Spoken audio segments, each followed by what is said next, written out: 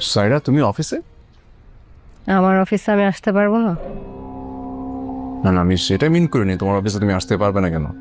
বলছিলাম আমি জানলে তো সকালবেলা একসাথে চলে আসতে পারতাম, রাইট? কেন?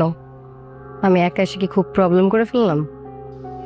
কি বলো, প্রবলেম হবে কেন? মানে আমি বুঝলাম না, অফিসে আসার পর থেকে সবাই এমন ভাব দেখাচ্ছে যে একটা এলিয়েন ঢুকে পড়ছে। সবাই বলতে? বাবা, জামশেদ সাহেব, তুমি। তুমি জামশেদকেও চেনো?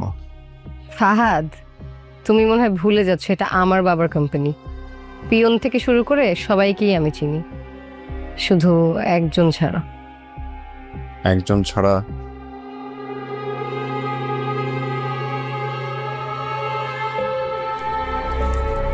তোমার নতুন এমপ্লয়ি